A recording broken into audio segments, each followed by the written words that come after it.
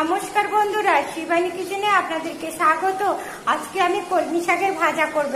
দেখুন তো কলমি শাকগুলো কি সুন্দর, কলমি শাক টাটকা টাটকা। আর প্রথমে কলমি শাকগুলোকে কেটে নিই। এই দেখুন বন্ধুরা, কলমি শাকটাকে সিদ্ধ করতে বসিয়ে দিয়েছি, তাতে স্বাদ মতন লবণ দিয়ে দিয়েছি। এবার এটাকে আমি ঢাকা দিয়ে দেবো। এই দেখুন শাকটা সিদ্ধ হয়ে গেছে, তেলটা গরম হয়ে গেছে। আমি লঙ্কা রসুন ছেঁচে নিয়েছি, কলমি শাকটা এবার ছাঁকলে নেব। রসুনটা লঙ্কাটা ভাজা হয়ে গেছে, এবার আমি এর মধ্যে কলমি শাকটা ভাজার জন্য দিয়ে দিলাম। দিয়ে দেখুন ভেজে নিচ্ছি। দেখেছেন কি দারুণ আমার কলমি শাকটা ভাজা হলো। এই দেখুন আমার কি দারুণ কলমি শাকটা ভাজা হয়ে গেছে। এবার এটাকে আমি নামিয়ে নেব। এই দেখুন বন্ধুরা, আমার কি দারুণ কলমি শাকের ভাজাটা হয়েছে। দেখেছেন?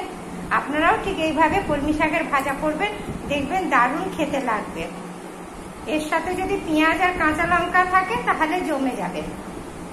চলুন এবার খেতে বসা যাক। আর আমার এই রেসিপিটা আপনাদের যদি ভালো লাগে তবে লাইক করবেন, কমেন্ট করবেন, শেয়ার করবেন।